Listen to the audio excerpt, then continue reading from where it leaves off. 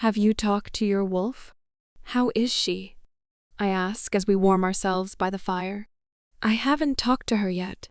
She's there. I can feel her, but she's still locked away somewhere. How did yours come back so quickly? It didn't even cross my mind that it was a fast return for my wolf, and the only thing she suggested was that Gina had more time with the poisons and other sedatives in her system than I did. Which I told Gina, but I have a feeling that it has something to do with my weird abilities. The same way my body encapsulated the silver in my scars. I don't mention that part though, because I can't explain it. Through the night, Gina tries to sleep, and I think she gets small pockets of real sleep right before she is torn from her dreams, or based on the screaming, her nightmares. But she always manages to scream for me and reach out for me, which means in her subconscious she trusts me even though we haven't been around each other for that long. I take a small comfort in that, but I can't bring myself to sleep. She needs me, and I won't feel safe until I see my team here. Then I can rest. The darkness settles around our cave, and the cool night air chills me to the bone. Gina is curled up next to me, sharing body heat. I managed to get a small fire going, but the area is still so wet, it was hard to find things that would burn properly without causing a ton of smoke first. The noises of the spring night are loud and boisterous. Everything sounds alive and happy, coming out for the summer weather that should be visiting us soon. This is a sound that I will forever associate with freedom. I take a deep breath in, filling my lungs with the fresh scent of the growing forest around me, the water streaming below, and a calmness washes over me. We are safe. Silence. That's all I hear in a split second between breaths. All the buzzing, chirping, rustling just stops. There's a predator near. The hair on the back of my neck and arms rise, my wolf on full alert. To my left, I hear a footstep press into the soft earth. It's coming from the path we walked up here. Someone is following our scent, but they are downwind, so I can't tell if it's my team or one of Mike's minions. I move into a crouched position just in front of Gina, ready to strike my would-be attacker. Another step. I work to control my breathing and my heart rate. I can't let whoever it is hear the fluctuation that will give me away. Another step. They are right outside the entrance, about 3 feet from me. The final step. I lunge out and grab the person by the hair and twist them to their knees, facing away from me, my claws extended into his throat. What do you want? I snarl. Midge, it's me. Relax. His hands fly up in a sign of surrender, and I take a deep breath in, smelling. Wyatt? What the hell? Why would you sneak up here like that? You know what we just went through. You're lucky I didn't kill first and ask questions later. And that, my friend, is why you went first. Lillian steps around the cave's edge. Oh, goddess. It is so good to see you guys. I drop Wyatt with a grunt and run to her, wrapping her in a hug. Love you too, Midge. I look over to see Wyatt nursing the deep red scratches at his neck. He really was lucky I didn't press harder. The rest of the team sidled into the cave with us. I had to wake Gina up, even with all of the commotion of my reunion with my friends. She was very lethargic and weak, even after sleeping across my back for most of the day. She cowered behind me as I suspected she would. So Osistin and Alpha Reggie had to talk to her over my shoulder as she clung to my back.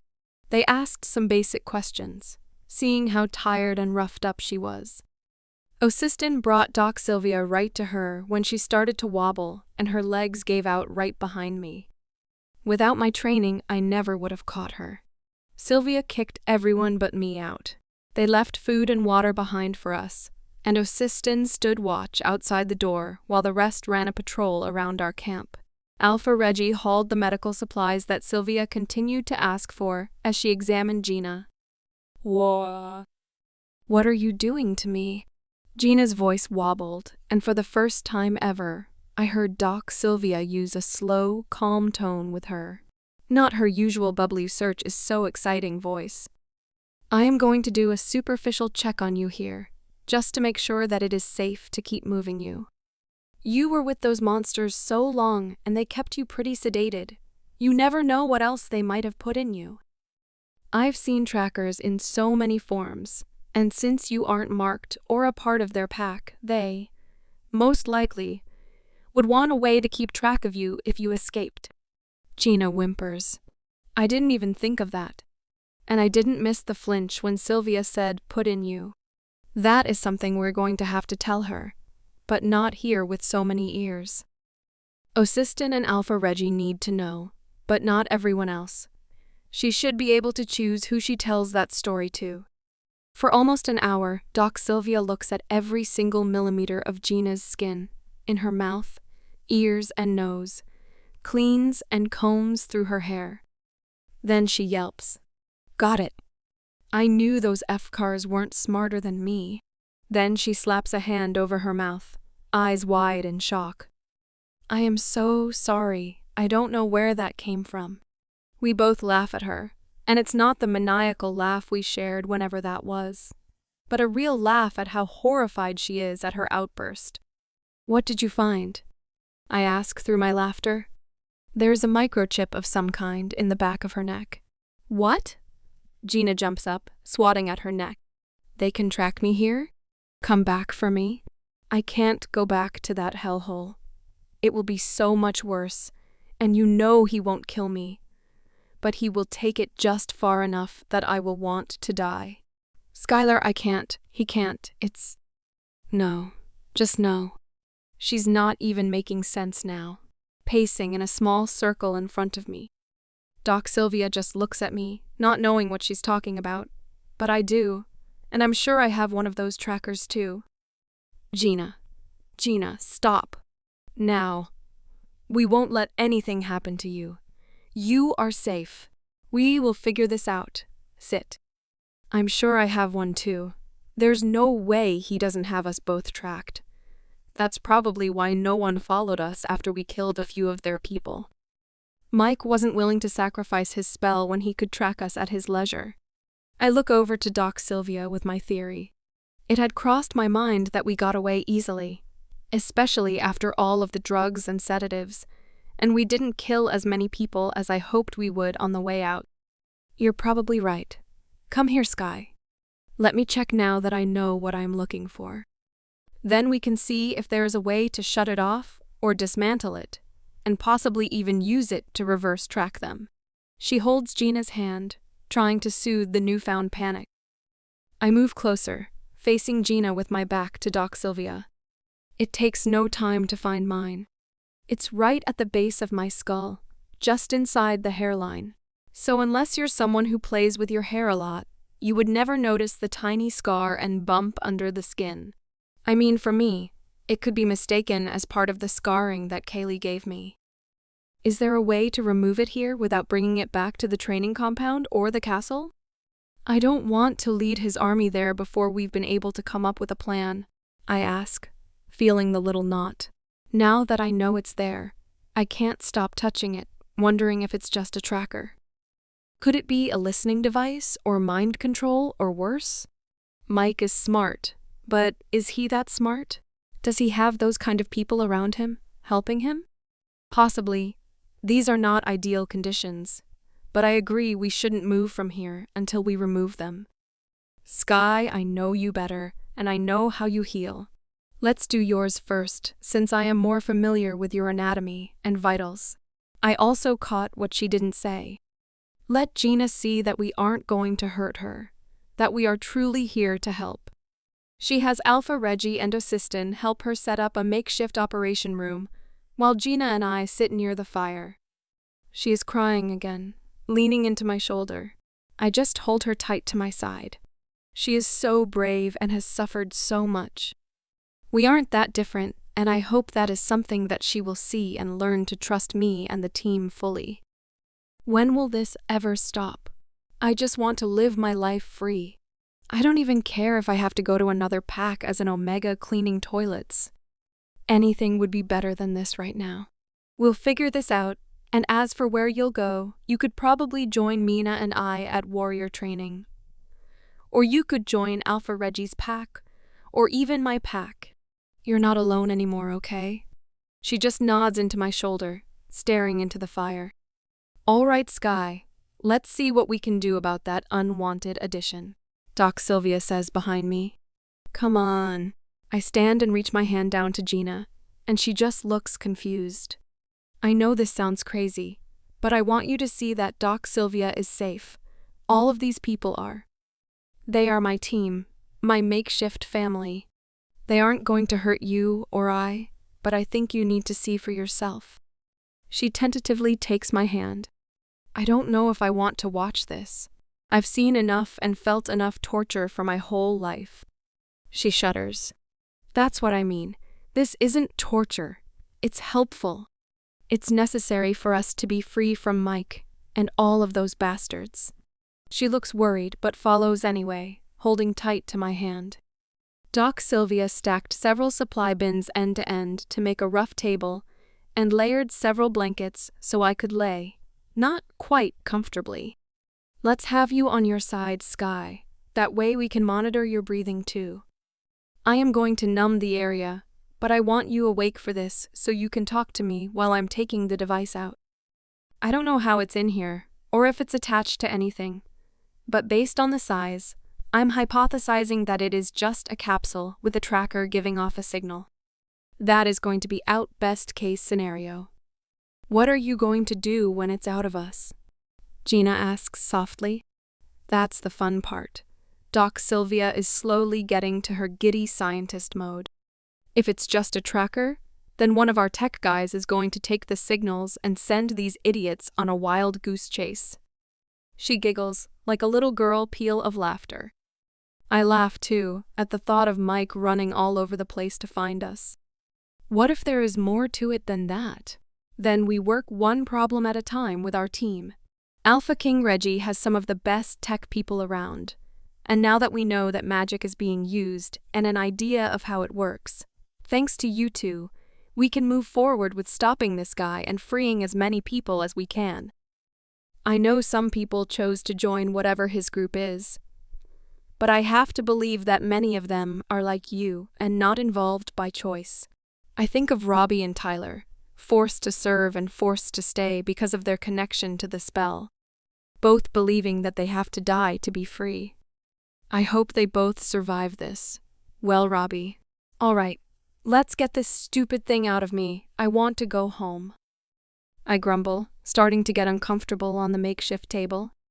Doc Sylvia talks me through what she's doing and asks questions as she goes. I'm not sure if she is just being extra cautious, or if she is going this slow for some other research-type study reason. But it feels like I am laying there for hours. It does make me feel good when Gina starts to ask questions as they go. She has a real curiosity for how all of this works, and she sounds super smart. Asking questions I never would have thought of. I have to remind myself that this scared girl is the daughter of an alpha. She has it in her to lead and protect. She was probably a force before she was captured, like Sierra and Mina. I can't wait to see if that side of her comes back out. All right, it's out. And there doesn't seem to be any ominous connections or wires, just a simple transmitter. With how small it is, though, I'm not sure of the range. Whoever is tracking you might be closer than we think. Let's get Gina's out and let William start on this guy. I hear a small click like glass tapping glass, and then I see Osiston walk away from me with something in his massive hand. I can't move yet. Doc Sylvia is still tugging lightly on the back of my head. I assume she's closing the wound up. The numbing stuff worked, though. I only felt pressure, no pain at all. Then she pats me on the shoulder and helps me to sit up. I turn and smile at Gina. Your turn. I want to see what this thing looks like. Yep, Doc Sylvia is wearing off on me. I'm far too excited to see what's inside our heads. She sits and takes a deep breath before laying down, like she's steeling herself to do this. There is going to be a small prick from the needle that has the numbing solution. I'll do about 5 points to make sure there is no pain around the whole area. Okay? Gina just whimpers in agreement, and Doc Sylvia looks at me with pity and sympathy in her eyes. I look at her, but don't return the sentiment. I don't pity Gina. She wouldn't want it any more than I would. I do feel awful for what happened to her, but I won't be one of the people that will treat her like cracked glass either. She will get enough of that when we get back to the compound. Nicholas said we have to do psych evaluations and other tests and debriefings when we get back from missions. I can only assume they will do the same for Gina, considering how long she was a captive. Doc Sylvia tears open a small white packet that has several medical instruments in it. She set the items down on a metal tray propped on 2 more stacked storage bins. She already has her gloves in Gina's hair, pulling the majority of it up into a clip. The small section that remains surrounds the spot where I assume the tracker is. She pulls individual hairs out of the way to make the spot as available as possible. Watching her work this meticulously is fascinating. I can imagine her dissecting small plants and animals to gather cells for testing. She is so laser-focused on what she is doing. I bet an explosion could go off outside and she wouldn't hear it. Once the hair has been expertly placed, she picks up a small knife, maybe a scalpel, but I don't know medical equipment very well. She pokes the sharp tip a couple of times, like she is feeling around for the best place to cut, and I can see the little node under the skin move with each prod. Then she glides the blade gently across Gina's skin for about 2 inches. It doesn't even look like she put pressure on it until it started to bleed. With quick and precise movements, Doc Sylvia contains the blood flow with one hand, switches the knife for tweezers, and starts to work under the cut, angling towards the top of Gina's head to find the little device. She does some quick, tiny brushing movements, and a metallic tube, about a 1/2 inch long, slips out onto the gauze that she's holding to catch the dripping blood. It's so weird to think that little thing could cause us so many problems. I didn't mean to say it out loud, but tech like that impresses me. I don't know the first thing about the tech side of things, but it's still impressive. You're right, and like I said, it's not very big, so I don't think the signal is that strong. But let's let William and his crew figure that part out. She drops the metal pill into a glass container on the workstation and moves to close up Gina's wound. Once Gina is cleaned and stitched up, Doc Sylvia puts a lid on the container with her tracker, then moves to clean up her workstation. Her movements are methodical and kind of hypnotizing. I did notice that not everything went into a trash bag, though. Anything that had blood on it was bagged and labeled. I wonder if she is going to use it to test something. What am I thinking? Of course she is. Before we move back over to the fire, I quickly look from Gina to the doc a couple times, trying to make the best choice for everyone, even if it makes Gina angry with me for a bit. Doc, I start. Taking a deep breath, Gina deserves this. She hums over her shoulder while writing something on a clipboard. I don't know if this is something to handle here, but I think you need to know. And I'm not sure how time-sensitive any of this is, but I look at Gina and nod while she is shaking her head no. Gina was RPD repeatedly by Mike. I stop to take another breath, and Gina sags against me, crying into my shoulder, but she doesn't argue to stop me. She says she has an IUD in, but I just want you to make sure she is okay. Completely okay. And I didn't want to say anything in front of the rest of the team, but you need to know so we can take care of her. Oh, Goddess, help me, she exclaims, resting her hand on her heart. Yes, of course I will help, and you're right.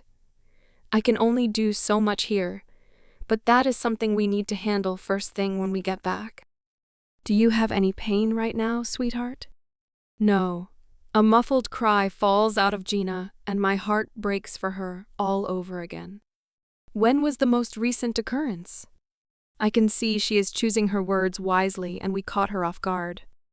That's the hard part. We were in a room with no windows or any way to tell day or time. But maybe yesterday. I think the plan was to come around the time we broke out. One of the guards was running his mouth. I roll my eyes. I will have to ask you some hard questions, and Skylar can stay with you if you want. But we will wait until we are back at the castle and have the privacy of a room. Sky, what about you? Did they touch you too? I can see the concern in her eyes and the tension in her muscles. She sounds calmer than she is, and it's taking a lot of effort for her to keep it in for Gina's sake. No. I mean, I got my standard beating treatment.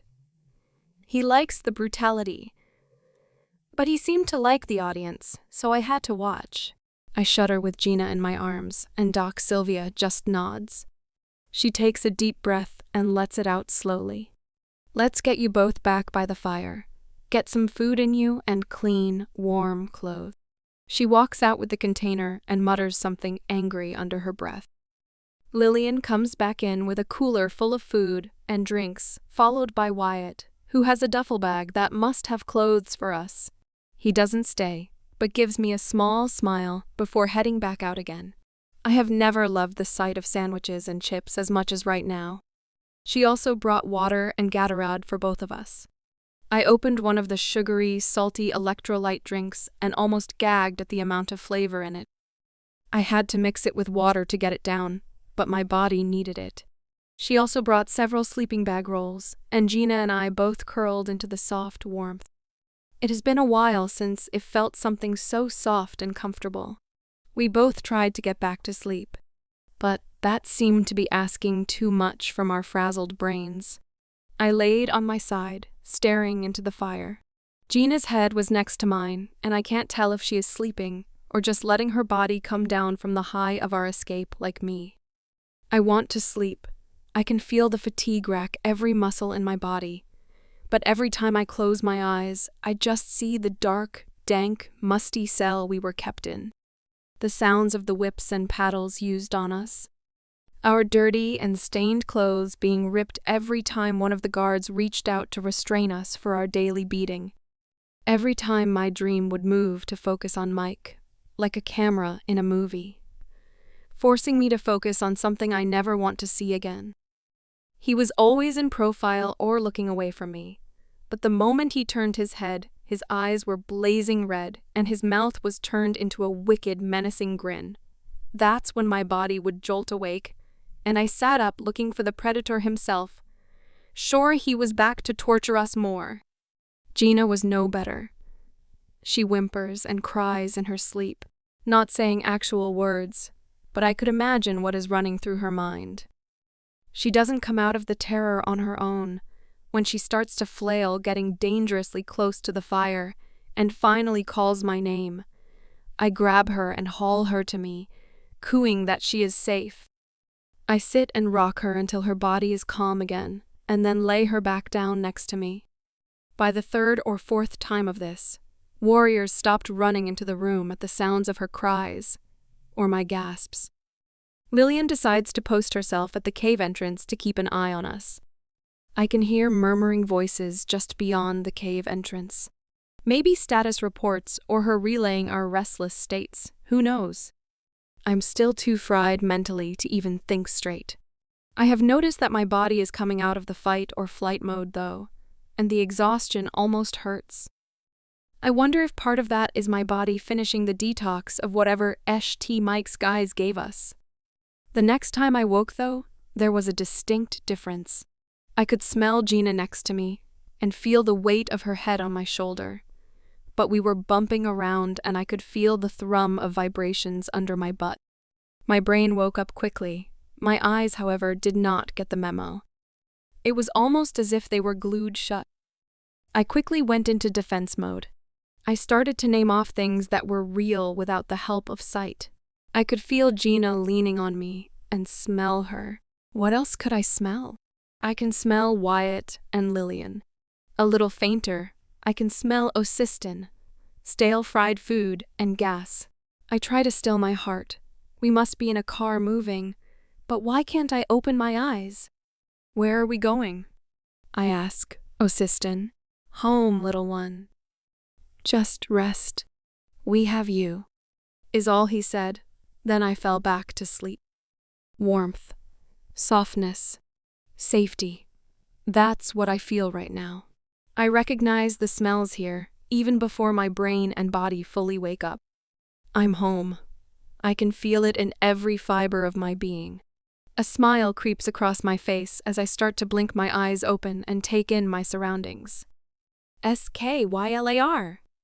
A scream from somewhere in the room brings me out of my safe bubble, and I'm plunged back into that dark, dank cell. Was I dreaming? Is my mind starting to play tricks on me to make me feel safe? Skylar. Help. Helpme. I shot up from where I was laying, looking to my left for Gina. But she's not there. A door is there. No. Gina is chained up to my left. What the fuck is going on? Skylar. Pleasehelpme. I shake my head. I'll figure it out later. Gina needs me first. I swivel my head to the right and see her thrashing in a bed a couple feet from me. A bed. We never had beds. The white comforter is on the floor, and she is tangled in the sheets to the point of strangulation. I shut my analyzing brain down and ran to her. I grab her by the shoulders so she doesn't hit me in her quest to get free of her nightmare. Gina, I'm here. Gina, you're safe. Open your eyes. More thrashing and whimpering. Jenaw, I shout at her. She finally opens her eyes and recoils from me a bit. I keep my hands up in surrender until she is able to focus on me. Just then, the door bursts open, and Doc, Sylvia, Osiston, and Lillian are there. Gina jumps back more, receding into the spot where her headboard meets with the wall, and she makes herself as small as possible. Gina, look at me. Just me, Gina, look. Finally, her eyes turn towards me, wide and unfocused. She's awake, kind of, but still locked in her dream. We are safe. Do you hear me? We are safe. You're here with me. I reach my hand out to take hers, but she just recoils more into her corner. What can I do? This is getting worse the longer we are out of that prison. I don't look behind me, but the question is aimed at the people standing, waiting behind me. Try to get her to tell you what is real. It will help her brain to start to accept that she is free. I don't even know if she can hear me right now. Doc, Sylvia says from the door. 5 things that she can see. 4 things she can feel. 3 things she can hear.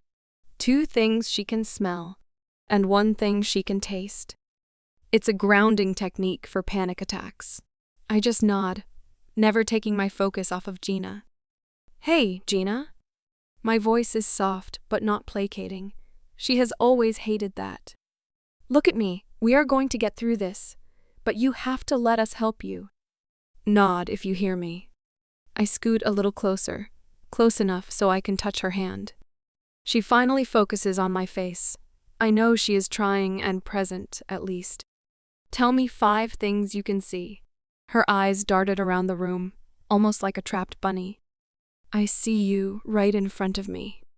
Good. What else? I see the sheets wrapped around my legs. I see the people at the door with Doc, Sylvia. I don't remember names, though. She gives me a weak smile. Good. 2 more. I see another bed. Yours maybe, and a desk in the corner. I nod. Good. Tell me 4 things you can feel. I feel your hand. She smiles for real this time. It's small, but real. I feel the soft bed and pillows. I feel the warm air coming from the vent. All right, 3 things you can hear. She's starting to look more alive. There is color to her cheeks, and her eyes are open and curious, not frightened. I hear breathing, voices outside the room. Where are we? I hear lots of voices and silverware clinking. I don't get distracted by her question. There will be plenty of time to show her around the compound. For now, I need her to know, beyond a shadow of a doubt, that this is real. 2 things you can smell. She closes her eyes for a second and then opens them. I smell myself. She grimaces. I need a shower, badly. I laugh with her. We both do, but that hasn't been on the priority list. What else? Bacon! I smell food, real food. Right on cue, both of our stomachs rumble, and we both laugh, as do the people behind me. Gina takes notice for the first time and grasps the sheet, pulling it tight around her. Hey, right here. I pull her focus back to me. What can you taste? She just sits there looking startled again. Gina, we are safe. Tell me what you can taste right now.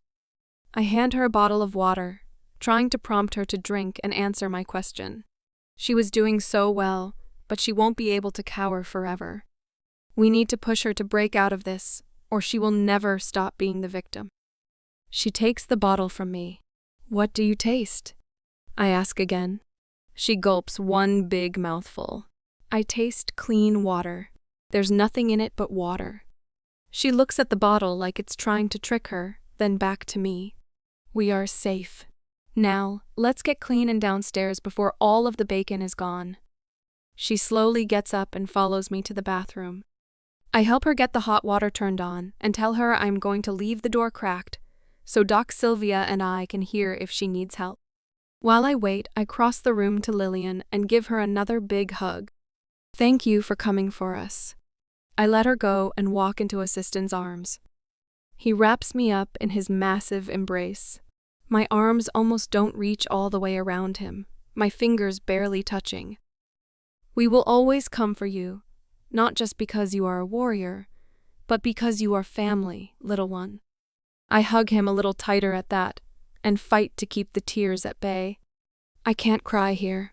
I'm not sad, not really. I just didn't know how much words like that would mean to me. Gina comes out complete with the black warrior training uniform I put in there for her, and I head in for my turn.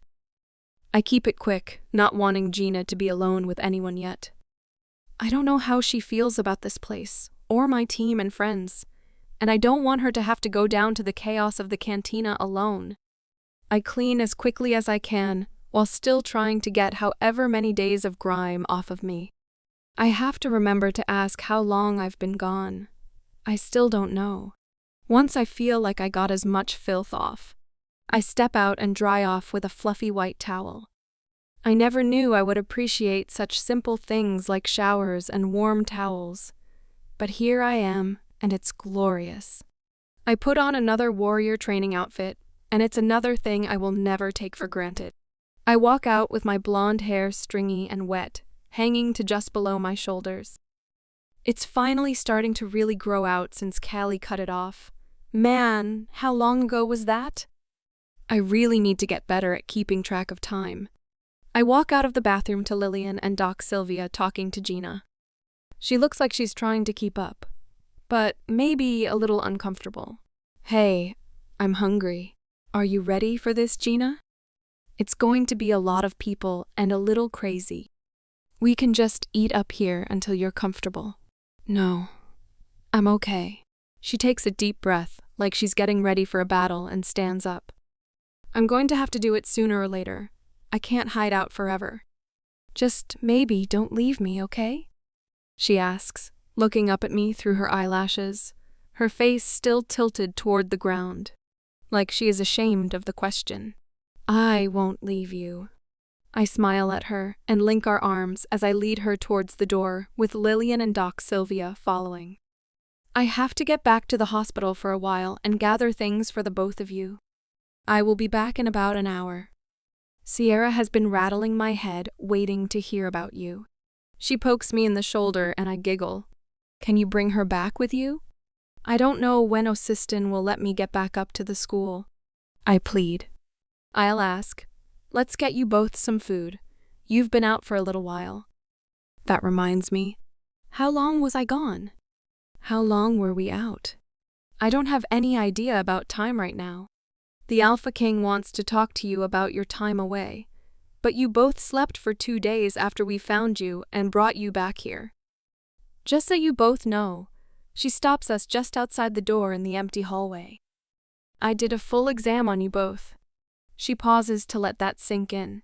We didn't find any permanent damage in either of you, but I did take samples for research. Gina, we also had to remove your IUD. It was damaged and causing some damage to your uterine walls. What does that mean? Gina gasps, tears forming in her eyes. Only time will tell, but we will check on your healing regularly.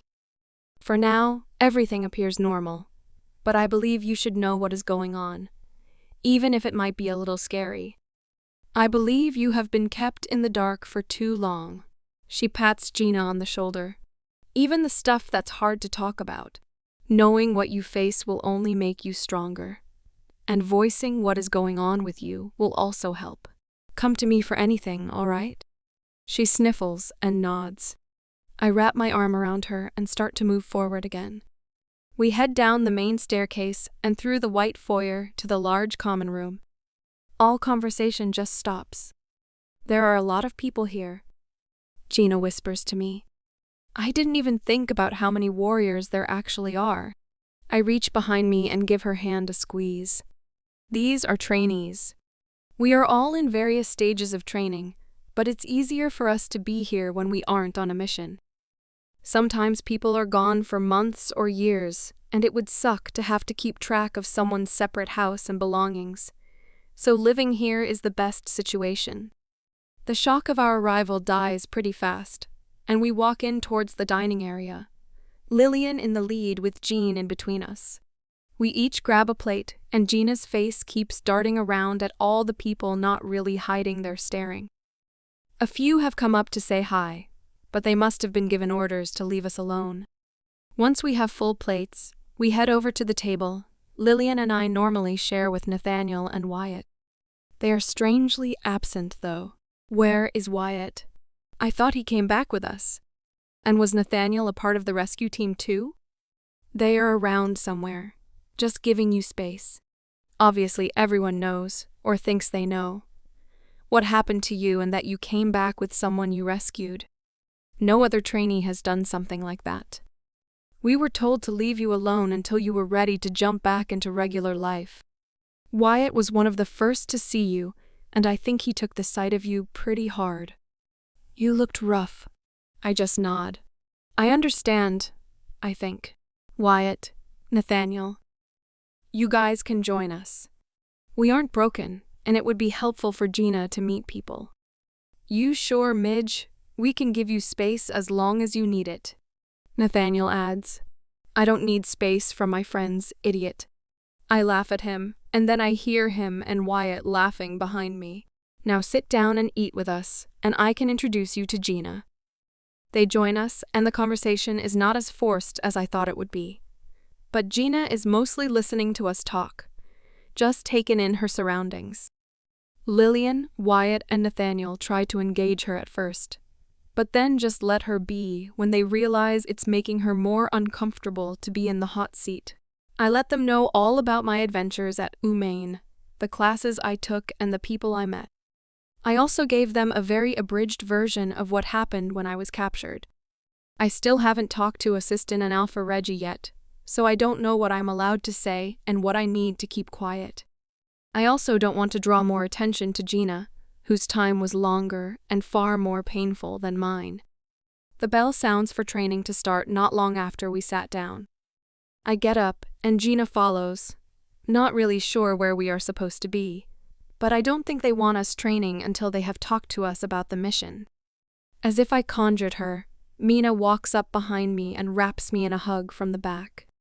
I have missed you. It's good to see you up and around. Warrior Brogan and Alpha King Reggie want to see you both in the war room.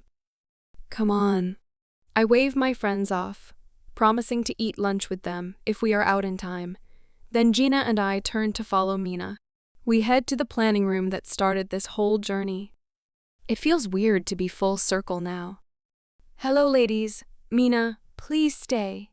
This includes you. Alpha Reggie's begins. I'm glad to see you both up and around. Doc Sylvia has given us a full report, and you both seem to be healing nicely. We will have you on light training for the rest of the week. Skylar, don't look at me like that. Your training was interrupted, and you were in a cell for a month. We have no idea what your body is prepared to do, So we would like to evaluate you, just to make sure there isn't some underlying damage that we missed. Gina, we would like to evaluate you as well. As the daughter of an alpha, I assume your battle training was extensive. She nods at him while he pauses. Skylar said, "One of your captors mentioned you being there for a year or more?" She nods again. Time was hard to keep track of, so I really couldn't tell you how long they had me. Can I ask a favor, though? Alpha Reggie nods. I would like the chance to search for members of my pack. The attack on my pack was brutal, and I don't even know if there were survivors or if others were captured. But I would like to search and give them a place to call home if there is anyone out there, living like a rogue. She looks down at her hands and takes a deep breath. We will help you search, but we need to make sure that you are up to the task both physically and mentally. Assistant answers. She nods again. What does that mean exactly? Well, you were both held captive for an extensive amount of time, so you will both be evaluated by our psychologists and have regular meetings with them, and we will do a full physical evaluation on both of you. We want you to get back to training as quickly as possible. Many times that is what is needed after an experience like the one you both had. It gives you something to focus on each day instead of living in the memories of that event. Alpha Reggie gives up both a knowing stare, like he speaks from experience. As far as school goes, Gina, I don't know where you were in your studies, but you are more than welcome to join a program that interests you. We can go over that when Doc Sylvia and her team is done with you. And Skylar, you just keep me on my toes at all costs. You have a full semester of college classes under your belt. I feel like high school might be on the boring side now. What would you say to training with Warrior Brogan and myself? What does that mean exactly? I ask, confused. They don't teach classes, so I have no idea what it is that they would be teaching me. But the idea of not going back to high school intrigues me more than it should. Since you don't seem to follow a logical laid-out plan for your education and training, we have decided to adapt your warrior training. Well, that's not cryptic. But if Alpha Reggie sees the look of confusion on my face, he ignores it and looks at Gina. What do you say, my dear? Are you ready to join our elite warriors and begin your journey to rebuild your pack? She gives him the first genuine smile I have ever seen, and it lights up her whole face. It even erases some of the shadows that were there. He's right. It's going to help her heal to have a mission that could possibly see some of her pack members saved. Yes, sir. Her answer is quiet, but I can feel the excitement radiating off of her. I will be in contact with your territory's king to see if any of your pack fled to him for safety. We will work our way from there. We have your first psych appointment right after lunch, but I want to get you both outside and see what I have to work with. Assistant stands, I guess, ending the meeting. We both stand and follow him out the door. I'm excited to get back to my normal. Who knew that going on a mission would mess up my schedule entirely? Being undercover doesn't allow for much in the way of our type of training, and I already know that this is going to suck. I was lucky to get a short run in every morning and some weight training in every day. But my sparring and battle training were done whenever we found a moment. I am both excited and afraid to see how out of shape I am. And of course, Osistin is going to make sure I feel it. My wolf, however, is purring at the thought of being let out again, and not just to save my ass, which makes me laugh. We make it out back and along the edge of the warm-up area. All of the rest of the warriors are gone, so they are either on the obstacle course or the long run already. Osistin leads us to the open area between the warm-up area and the obstacle course area. It's really just a pass-through for us to get from one training area to another. I never really thought about it before. It's open, and you can see well-worn paths in the grass where people head off in one direction or another. All right, Gina, I would like you to watch first. Then we will see where your fight training is at. This is just a spar for reflexes and movement quality. I'm not trying to hurt or submit you, and I would appreciate it if you did the same. Skylar, there really is no need to give you instructions. You never follow them anyway. He chuckles at me and then lunges. Assistant and I spar for what feels like a long time. I am dodging and rolling, just trying to avoid being grabbed by his massive hands, or put in any kind of headlock, which he seems to be a fan of with me. Every muscle in my body is screaming at the long-forgotten movements. Nicholas and I would spar in the backyard of our house on the UMaine campus, but we had to keep it human-like, just in case anyone was watching or came around. So it has been a really long time since I have gone full out like this, and I love it. An arm swipes past my face, and I fight to refocus on what I am doing right now. Osistin said this is just an easy spar, but that doesn't mean either of us have left our competitive spirit on the sidelines. I need to know I can still do this, and I think he is pushing me to prove that to myself. He is so fast. And huge, very, very huge. His arms are probably the length of most of my body, and his shoulders are so wide they make him look and feel like a brick wall. I have to remember his weaknesses. Well, singular weakness, me. He won't hurt me, so he will pull punches to spare me, especially right now when he thinks I'm out of shape and not up to my usual standard. I duck another swipe to my head and punch right at his thigh, the force sending a jolt up my arm, but also having the same effect of making his muscle cramp up and dropping him to one knee. That doesn't stop him from swiping my legs out from under me as he goes down, though, and I hit the ground hard enough to knock the wind out of my lungs. I roll to the side before he can hit me or grab me, though. I jump up and feel the stretch around my ribs and the burn in my thighs, ready to continue our fight. You are doing well, little one. A little winded, but not as bad as I would have thought with how long you were confined. Now, Gina, what kind of training have you had as an alpha's daughter? I know you were contained and sedated for a significant period of time, but if we get you the proper nutrition and start to work your body, your wolf and muscle memory should be able to catch you up quickly. I still haven't heard my wolf. I thought I would have by now. She sounds on the verge of tears, but is doing everything to have this conversation rationally.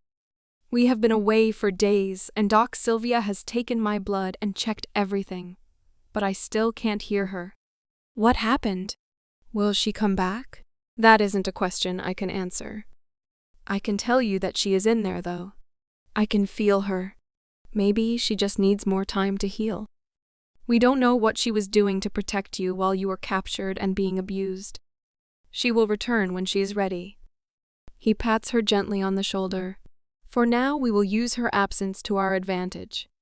How is her being gone an advantage? Because you will have to work harder to protect yourself.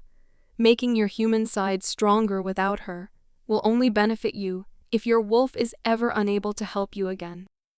There is no shortage of spineless pansies that will try and use wolfsbane on a wolf they deem stronger. If you can fight well without your wolf, that renders the wolfsbane or any other poison useless, and you will be able to better defend yourself and anyone you are trying to protect. He's appealing to her alpha nature to protect, and I think it's working based on the way she straightens her back. He knows what this capture has done to her and probably has a good idea where her self-doubts and fears lie. He's going to push her, and he's not going to wait for her to feel better to do it. He's going to build her confidence starting today. He gestures for her to step in front of him. Skylar, I want you to watch and analyze like you would with any warrior. Take mental notes of what we can work on and where we need to start first. I nod and they begin. Gina is more agile than I would have expected, and she does seem to have a good knowledge of fighting, but being locked up for a year and barely fed on top of the abuse she took will weaken any amount of muscle. Osistin is using basic moves that we use on our elementary pups, gauging her reaction time and defensive instincts. I forgot how much I enjoyed teaching and training, analyzing someone's movement to make them stronger or faster. Gina's movement is shaky, but not hesitant. She knows what she's doing, even if her body doesn't really want to do it right now. With time, she will be fierce. I can already see it. He makes her work with no break for 30 minutes, pushing her to her absolute max. When he finally calls for a stop, she's breathing heavily and sweating from every possible place on her body. But the smile that is lighting up her features can't be faked. She loves this as much as I do. Go and get food, eat well, but both of you take your time. We need to build your bodies up to take in nutrients again. We can't afford for you to get sick because you gorged. We will train again after, and then I want to talk about options for both of you. Well, that sounds ominous, I say to my wolf, and she just purrs a little in my chest. I'm just glad we're back. We need to figure out what they used on you that kept us apart for so long. We normally can work off anything, even silver after a few hours. I want to know what Mike and his witches were doing that actually affected us. I didn't even think of that. You're right. I forget that all the things Kaylee did to me didn't ever last that long. But we were gone a month, and I could feel the wolf's bane and belladonna and whatever else they gave me working. What's your wolf thinking? Gina asks, suddenly pulling me from my conversation. Oh, she was asking about the stuff that Mike's people gave us. I don't usually have that big of a reaction. My body kind of just gets rid of stuff like wolfsbane with minor effects. But whatever Mike gave us was enough to mess me up and separate me from my wolf the whole time we were there. Really? How did you learn to not be affected? I didn't learn. Just born like that.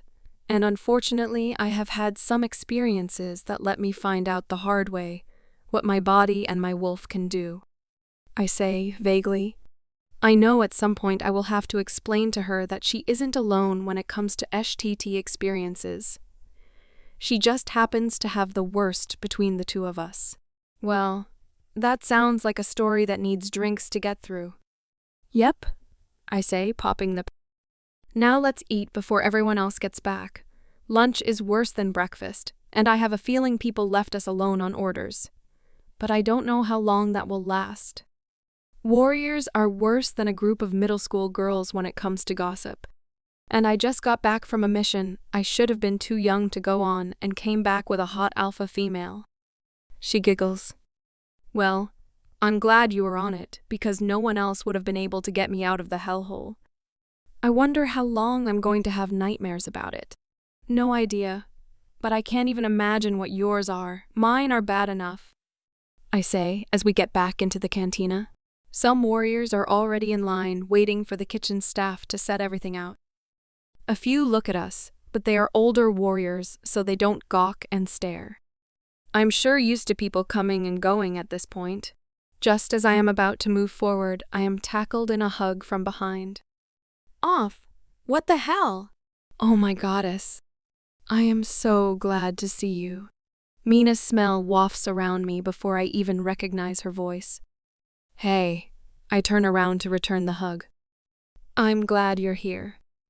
I wasn't sure what they had everyone doing after we got back. I've seen Wyatt, Lillian, and Nathaniel, but just real quick at breakfast. Where have you been? I've been over at the castle. Since you have been gone, I guess the little vipers have been trying even harder to get to Xander and Luna. Queen Anne had me there yesterday, and today for some small meetings as Xander's +1. You must have made an impression at the Alpha conference, because all the Lunas and all the daughters were there, and some of them were actually paying attention and talking about relevant things. She laughs, and I join in. The Lunas just realized that they do actually have a voice and are a part of the leadership of the pack. I didn't do anything but stand with Luna Ann and answer a couple questions. First of all, that is not what you did. You put an alpha in his place and it was classic. People were still talking about it, and that was like 10 months ago. Several of the Lunas asked to meet you too, and you should have seen the look on Alpha King Reggie's face when he told them you were on a mission and unavailable. You would have thought he was a proud dad talking about his daughter's accomplishments. Even Xander made fun of him liking you better. I just roll my eyes. You're ridiculous. Anyway, Mina, this is Gina. She was my cellmate and managed to make it out with me. She's the female alpha of the Black Diamond Pack. I wouldn't go that far. I don't even know if I have a pack left to be an alpha for. You know we'll search, right? That's part of the reason why you're here and not somewhere else looking for them. We want to help, and we have the best resources here. I'm sure you really don't want to talk about your pack being attacked. But was anyone else captured with you? Mina asks as we fill out plates and head to our usual table. I don't know. Everything happened really fast. I'm sure Alpha Reggie will ask you too. So if you want to wait and not have to tell the story twice, we understand. I shared a quick look with Mina. You know she's more likely to tell you than anyone else. We need to push her to talk or we can't help. And the sooner the better. It's already been a year. Ugh, I know.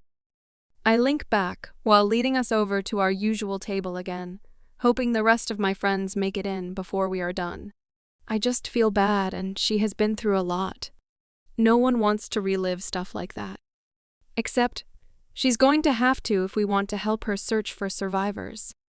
We sit down and dig in. I try really hard to listen to assistant's advice and eat slow, but the food is so much better than I remember. You are going to throw up, you know that? Slow down. Assistant said something like that before we came in. But I am so hungry and the food is so amazing. I close my eyes, practically drooling. Well, Warrior Brogan is right. Stop gorging. Otherwise, you're going to have to taste it twice, and I can guarantee the second time will not be as good as the first. We all laugh. Why do you call him by his title and Sky calls him by his first name? I noticed that with the Alpha King too. I shrug, not really thinking about it in a long time. The guys and Xander made fun of me once for it too. I just call them what they told me to call them. It's going to be weird adding the title back onto Nicholas' name here though. He's been my uncle. I air quote. For so long that I'm worried I'm going to forget and get some kind of punishment. I cringe and they laugh at me. We eat and talk, eventually joined by the rest of my friends, and they all ask the same questions of Gina. I think they are all looking forward to helping her find her pack. In some way they all experienced this with her, like me, and we all feel responsible for helping her. This is why the Warriors are here to help and protect in a major crisis. Gina and I get to join the group for the obstacle course after our run with Osistin. The run has been by far the worst part. Why did I ever run so much before? Because it kept you from beating Kaylee and her friends every time they did something to you. My wolf snarks. You aren't looking over your shoulder all the time, or angry and scared here. There isn't any frustration to burn. Well, what is going to motivate me now? The fact that you know the guys are training to be better than you as we speak, and neither of us can have that? No, can we? You make a solid point. Motivation reinstated. What are you smiling at? There is no way you enjoyed that run, and now we have to go do more training. You and your Warriors are crazy. Gina puffs next to me. Enjoyed it? No, not a chance. But my wolf reminded me why I train so hard. Why is that? My brother and some of my friends from back home are extra competitive, and when I get back, I can't be weaker than when I left them. I left with some standards to achieve, and I have no idea what they have been up to for the last year. I have to assume they have gotten better while I have been under guard, and we can't have them becoming better than us. I give her a wicked smile. Are you sure it's them who's competitive? She giggles at me as we pass through the bushes to the obstacle course. Oh, T. This is awesome. We never had anything like this back home. Welcome to training. The instructors sometimes have us go the whole course, sometimes part of it. We work solo and in teams. There's a lot to do just here. We also weight train and spar as a group daily. We walk over to the queue at the start of the course, and Wyatt notices us. Hey, ladies. You ready for this? No, we both say together and then laugh. Wyatt runs us through the requirements, and I pull us to the back of the line so we can watch the other go through. Gina is a good strategist too. We came up with a plan to get through the course. It's an individual run today, but we are being sent every 30 seconds, so there are warriors everywhere. It doesn't seem to be a timed thing, but I could be totally wrong since the trainer is looking at his watch to start us off. It is just like my first time. Everything hurts. I have rips in my hands that are bleeding from the ropes.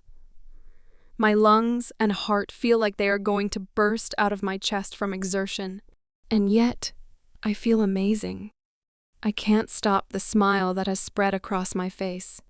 I'm exactly where I am meant to be. I look back at Gina, who is following me just to my left flank so she can stay close, but not trip either of us up. She is smiling too. I can't even imagine what is going through her head right now. We make it through the whole course, finishing by crawling in the dirt and then running across the completion line. Good time, ladies. Thomas, one of the other elite lead trainers, says. Thank you, sir. We say in unison. You are both to report back to the war room after cleaning up. Alpha Reggie and Warrior Brogan want to see you for assignments. My eyebrows scrunch of their own accord. Assignments? I thought we would be here for a while retraining and psyche vols and all of that stuff. I am not in charge of any of that. I just know that you were summoned and that is all I got by way of orders. He shrugs. Go get cleaned up and changed and make your way to the war room. You have 10, no 8 minutes now. I would run. He winks at us, and I turn quickly, grabbing Gina's hand and taking off. What the hell? He wasn't kidding. They don't do late around here, and I don't want to know what a punishment looks like. So move your skinny ass. We run up to my room and wipe the dirt off as best as we can, changing into clean black training gear. An extra set of gear was brought in and laid out on the bed that Gina was in. I wonder if she's going to be in here with me now. But what does that mean for Mina? I'll have to remember to ask when we get downstairs. I rip a brush through my hair and pull it back into a ponytail. Gina mimics me, and we both run down the main stairs, giggling. I don't know why I'm excited, but I feel like something great is going to happen to us. We bust through the doors a little aggressively, and both Assistant and Alpha Reggie look up stunned. Sorry, sir. We got here as soon as possible, I say, looking between both of them. Warrior Thomas said you needed to see us about assignments. I huff out a little breathily. Take a seat. I think you will like what we have to offer you, Alpha Reggie says, smiling like he's up to something. We were able to do some digging and found out a lot about you and your pack, and what may have happened after your capture. Alpha Reggie looks at Gina. And I need you and Mina tonight with Xander and Oscar. Claws have come back out since your presence hasn't been seen for a while, and we need to remind a few people that being mated to Xander is not the spectacle it is becoming. He swings his gaze to me. What do you mean you know a lot about me? That doesn't sound like a good thing. And do I even have a pack anymore? Gina grabs my hand under the table and squeezes. You do have a few pack members that made it down to the States, and I am sure there are more scattered around. I have been in touch with the Alpha King of that territory, and he was very familiar with your pack's story, and was glad to hear that you did, in fact, survive. That is a story for drinks when we are done here, though. What we found out about you, though, is that you are pretty savvy with all things computer, and I have a job for you while you are here. Are you interested? Without any idea what you want me to do? That sounds a bit sketchy, and at the same time, a lot of fun. What exactly is the job? We have many people who are top-notch with finding people using security cameras and tech in the slow and legal way. What I think you bring to the table is the more black hat side of things, if reports are correct. He tilts an eyebrow up at her, and to Gina's credit, her face doesn't change. Just looks politely interested in the conversation. Everything we have done to track the rogue king thus far has been above board and completely legal. All paperwork is accounted for, and is dotted and crossed.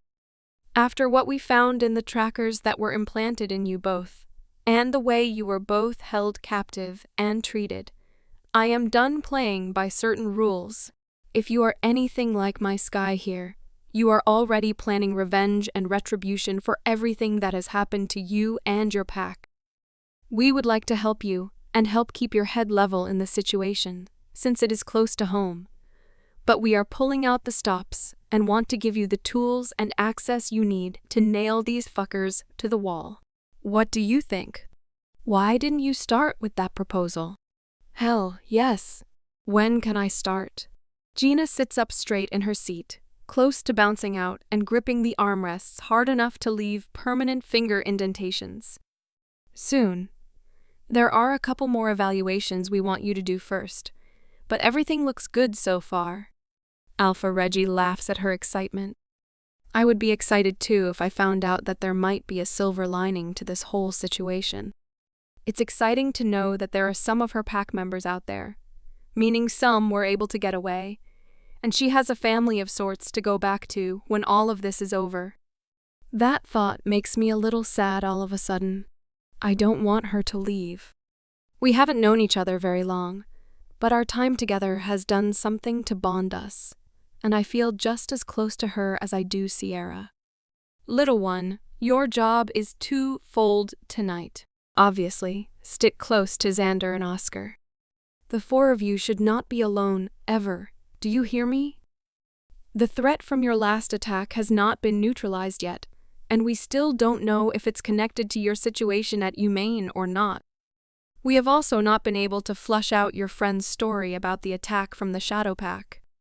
Keep an ear on all conversations. I want to know anything that might sound suspicious. Excuse me, sir, Gina asks. Would it be possible for me to mic up Sky and the others, and if you have the equipment, I can set her up with a micro camera and try to get some background going with facial recognition. That might help whatever search you are trying to do. Both Assistant and Alpha Reggie tried to hide their surprise at how fast she is willing to work, but if it helps her get closer to bringing justice for her pack, then she is willing to do it. And she is just as smart as they implied, since she is offering to set me up with equipment. Let us know what you need, and we will get it to you, but you will only have about an hour to assemble. Do you need to be on site to use your tech? Assistant asks. The closer the better, and maybe have a warrior with me, so I have mind-link access with everyone. Maybe Nathaniel. She looks at me. He the friend I met today that does some of your tech stuff, right? Then, if something happens, we can appear to be a couple at the party as well, and he can help me set things up more quickly. It would also help to know what happened before and who you suspect, so I know what I'm looking for. On it, Assistant states. And this is probably a good time to exchange stories anyway. Can you talk and make me a list at the same time? Of course. Tell me about this first attack and what it has to do with tonight. I start with the story of Oscar, Mina, and I getting attacked by the lake, and then move into the story that Tyler told me about his pack being attacked and being taken over by the Shadow Pack, which happens to be the pack we get the most trouble from their elder here at the castle during negotiations and other territory meetings.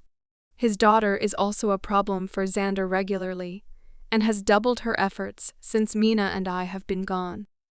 Well, I agree at this point that it sounds like too much of a coincidence that all of these things have been happening suddenly. And the mostly seem to center around Xander and Sky. She looks down at the paper she was writing on, closes her eyes, takes a deep breath, and looks like she might be talking to herself or her wolf for a minute. When she opens her eyes, she pushed the list to Assistant, saying, "This is what I will need. And if Nathaniel is as good as he sounds, he will know what I'm trying to do and catch anything I might have missed making the list in a hurry. We'll need to get started right away, but I should give you my history. Just in case it's wrapped in all of the bullshit you have been dealing with too. We were attacked in the fall, It was my parents' anniversary, and we would celebrate every year as a pack. It was a whole week of parties and games and dances. On Saturday, the final day of the celebration, my parents would reseal their blood bond in front of the whole pack. It was beautiful and special. On the night of the attack, though, someone must have been very familiar with our rituals, because during the speech dean toast that my father made, we all had glasses of mead, and the kids all had juice. No one was without a drink. He finished his speech, we all toasted and drank. Then both my parents performed the blood ritual, slicing their palms and clasping them together, letting a few drops of combined blood hit the earth as they said some incantation. We could feel the pack bond ripple the minute it hit the ground, and as soon as the ripple started, rogue wolves started running at us from every direction. Something was wrong. There's no way that all of those wolves would have gone unnoticed. But we couldn't smell them. We all went into attack formations. My parents, myself, all of our warriors. Our Omegas did their best to shield the children, but we couldn't fight. Everything was fuzzy for me, and I had a hard time focusing. It was the most horrific chaos. My arms didn't work, and I couldn't make my legs move fast enough when 5 wolves attacked my mom first. I felt it the minute her neck was broken and our link was severed. My dad was screaming in pain at the loss of his mate. A warrior tried to get me to safety, but I fought him. I didn't want to leave my parents to this fate. If I had listened to the warrior, I don't even know who it was, I would never have been captured, and maybe more people would have been spared. She wipes the tears from her eyes, takes a shuddering breath, and looks at each of us in turn. The last thing I remember clearly is a gray-brown wolf barreling at us and knocking the warrior and I over. I hit my head on something, making my head throb even more. I don't remember being taken or how long I was out for, and I was always kept in a dark cell with one light, and now windows. I do know we moved locations twice based on the smell of my cell and the temperature changes. Michael made it very clear why he wanted me and what my role in his plans were. She rolled her eyes at the thought. I was an alpha female, and he was an alpha male, so I would produce an heir for him that was strong and able to be trained to rule the right way, as he put it. What he didn't know was that I had an IUD put in when I was 18. I hadn't found my mate right away, and I didn't want any issues. But I also wasn't going to wait around for Mr. Right either. She shrugged her shoulders. When I didn't get pregnant right away, that was when the beating started. In his head, sex was going to be a punishment if I was going to be too stubborn to give him the heir he wanted. I did learn that he liked the more aggressive side of BDSM, which sucked, but made him finish more quickly, and I could play off being exhausted for longer. Until Sky, he had never brought another female in my cell. I knew there were others. I could hear them screaming, so I'm not actually sure why he changed up the way he did things. She looked at me confused, like I might know the answer. Other than the guards that fed you and this Michal, did you have contact with anyone else? Alpha Reggie asked. Not that I know of. But there were a few times that I refused to eat when I figured out they were poisoning my food with belladonna and wolfsbane, and someone put me on an IV that was really strong. I remember voices and the outlines of people, but nothing concrete or specific enough to use to track anyone. Speaking of your IUD, I know that Doc Sylvia removed it. She said something about damage, but didn't get specific since it wouldn't make sense to me anyway. Alpha Reggie shrugged. I loved his honest modesty, but I think that may have saved your life. If you would have produced a child, you might have been kept around to make a spare. But from the sounds of it, this Michel kid doesn't sound like the smartest, most thought-out person, and he probably would have killed you when he was done with you. My next thought is, I don't think he is working alone or the top guy anyway, not the way you both described him. He sounds more like the spoiled son who was along for the ride. That's frightening, Gina says dryly. I agree he isn't the smartest, or I guess it would be the most thought-out person. But I did hear him talk to the guards a lot, and he for sure knows how to use his words to his advantage. I noticed that too when I was taken. He didn't enter the fight at all, but was close enough to egg people on, and that didn't take a lot of effort. Tyler was the same when the guards were giving him a hard time about taking a long time to bring me in. Well, ladies, I think we have enough for now. We need to leave in about 30 minutes for the castle so you all can get ready with Anne. Don't worry about dinner, she will make sure you are all well fed. He winks at us. Plan on staying at the castle tonight. No need to bring anything. Anne will have everything you need. Mina is already over there, getting things together with Anne. Alpha Reggie says with a little glint in his eyes that makes him look so much younger. He knows I hate this whole dress-up thing and loves that Luna Anne gets me to do it anyway, the same way she gets him to do things. Gina, Nathaniel is already working on your supply list. He will meet you both at the castle when he is done. He sounded far more excited than I have ever heard him. He may be more Gina's speed than we thought, and he was just really good at hiding it. Assistant smiles. You are both dismissed. We get up to leave. Oh, Gina. Alpha Reggie calls. I know that there are a lot of things up in the air for you right now, but as we put out information searching for your pack members, should they choose to come back to you, we will be more than happy to house them here on Royal Pack territory for the time being. Alpha King Marcus did say that your pack lands are still a little worse off after the attack. It wasn't a priority when they were looking for survivors. You have no pressure to leave or stay. I just want you to know that we will help in any way we can. Gina smiles, her eyes glistening with unshed tears, and just nods to him. I don't think she can get words out right now. I throw my arm around her shoulder and lead us both out. He's not kidding, Luna Anne will have everything for us, so we don't need to bring a thing, unless you have some super secret spy gadgets I don't know about. I give her a sideways look. It's not like that. I raise my eyebrows in disbelief. Okay, maybe a little like that. I figured out I was good with computers when I was little, so I used to hack into the school database and change my grade, because I spent as little time in class as I could, and as much time outside training as possible. I also may or may not have pranked my dad a few times. But it's been a long time since I have messed with any of that. And technology changes so fast, all the time. That's why I'm glad Nathaniel is going to be with me, just in case there's a better way to do something. Speaking of, let's go find Wyatt. We have about 15 minutes to kill, and he is probably eating alone, if Nathaniel is off being your errand boy. We both giggle and walk down the log hallway towards the common area, where most people are milling about, having either eaten already, or just getting back from a training session and socializing before they go in. I didn't realize how many warriors were actually here, gasps Gina. I know. It takes a little while to get used to, but a lot of the warriors who have been around for a while don't live in the compound dorms.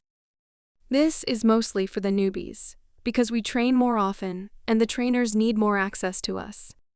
But everyone eats here, especially dinner. It's the one time most of us are together. Okay, it makes sense. It's just going to take a bit to get used to.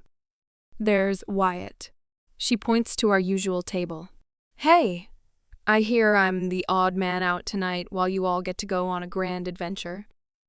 I will trade you my spot next to Xander. I bet you'll look fabulous in a dress fit for me. I laugh at him. On second thought, you keep your position, and I will stick to guarding Nathaniel and the new girl here. I shove him. So you are going to be there?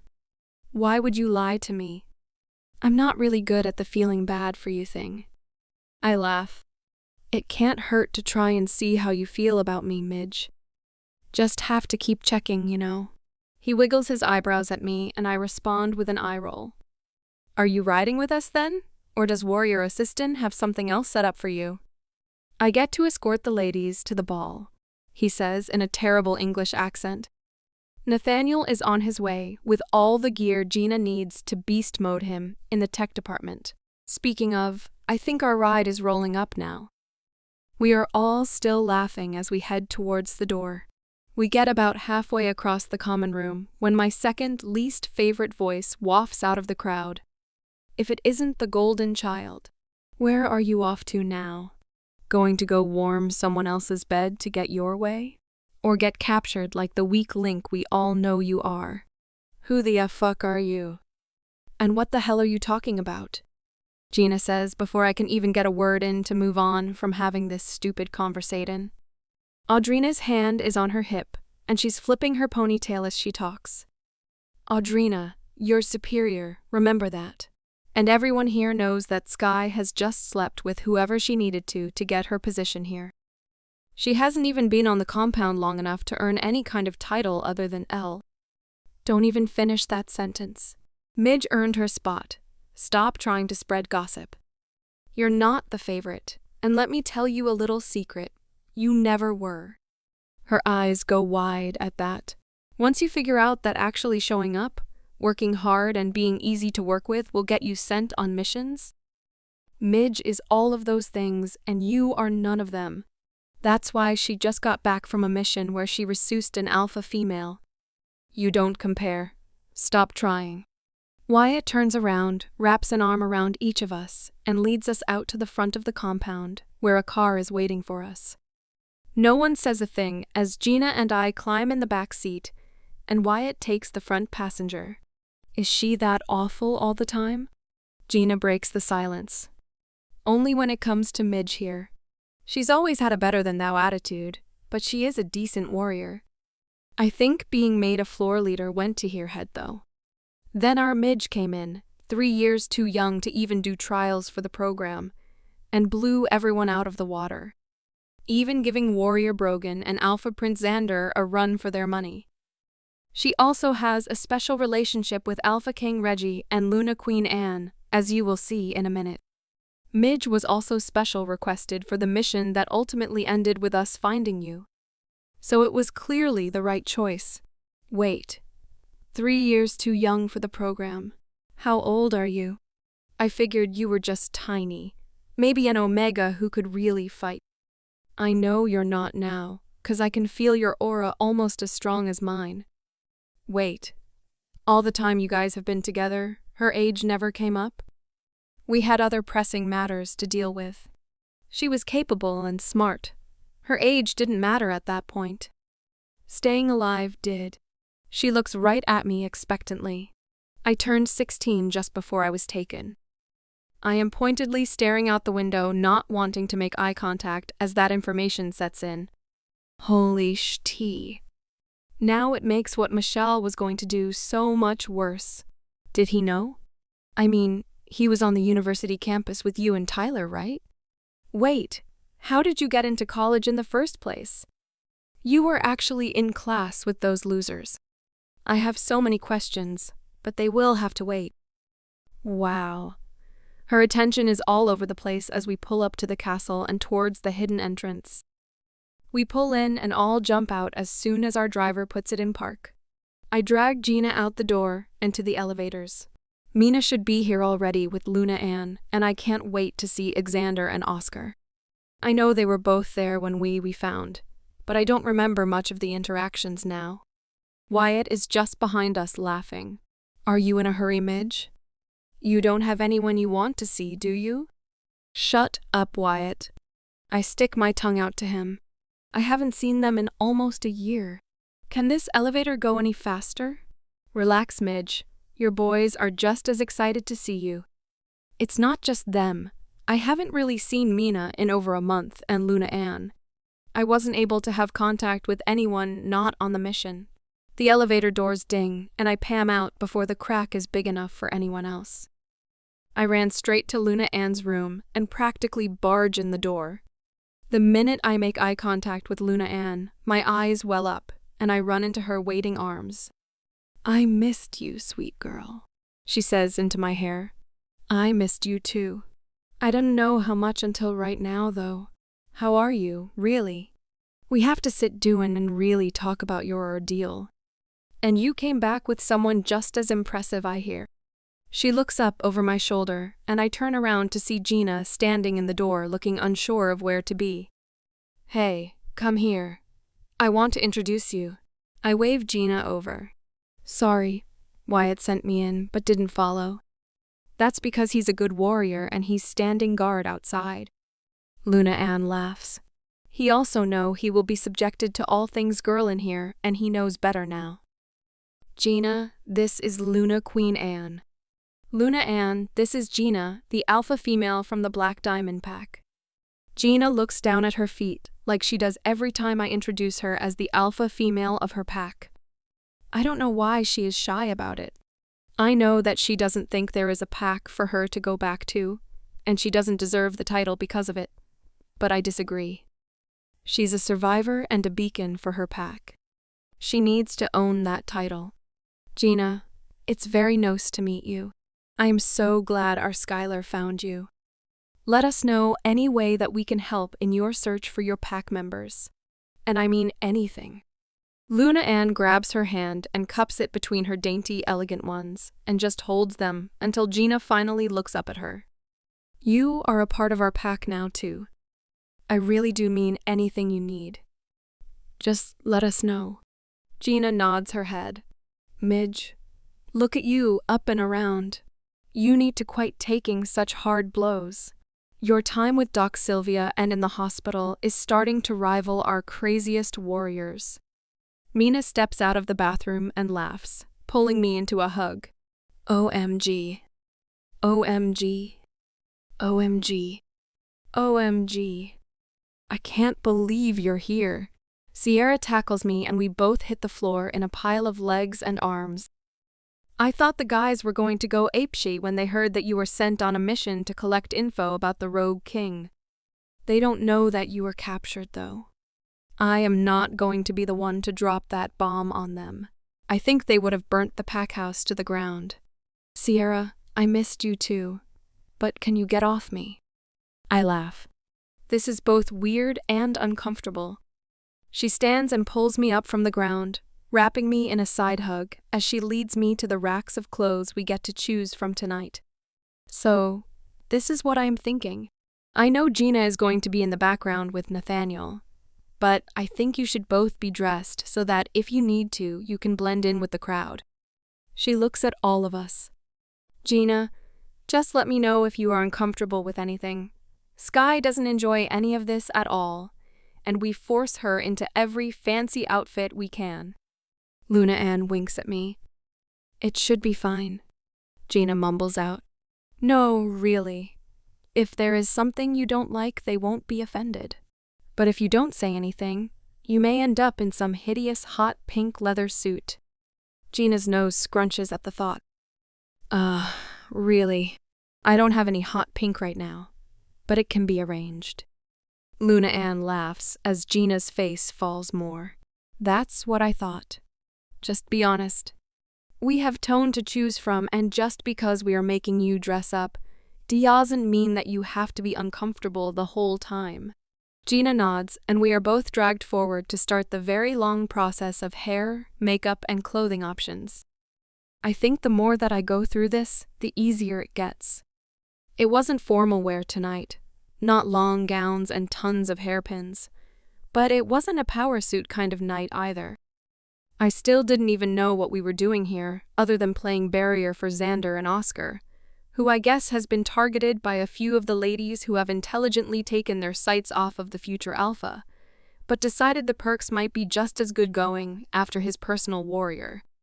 Mina and I had a great laugh when Luna Ann told us that. I guess it was quite comical to watch him flounder, as several girls tried to distract him at a dinner about 6 months ago, and the attention has not wavered since. You should have seen his eyes as they walked right past Xander and straight to him, pawing all over him while he was trying to do his job and stay near the prince. You would have thought they had 3 heads the way he was scrambling all night to avoid them.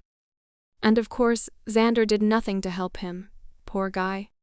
I had to finally step in and remind them that he was in fact working, and had a very important job to do, something his mate would understand and not get in the way of. She smiled as she mentioned that conspiratorially. Is that why they both need dates tonight? I ask. Because they're both being targeted by social climbers.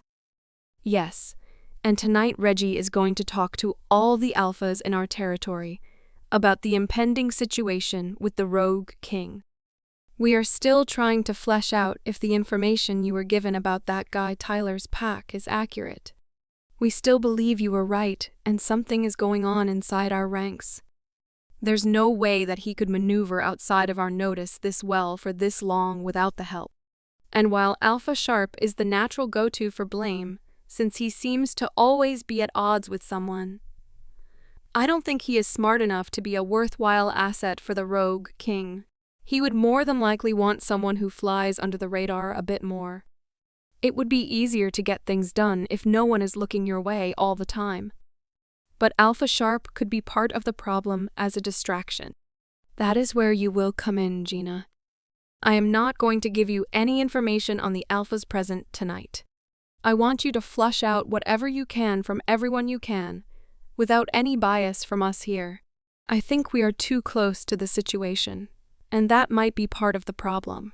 So when Alpha Reggie asks, you were briefed and are ready to go, but I want your opinion as an outsider on everyone you witnessed tonight.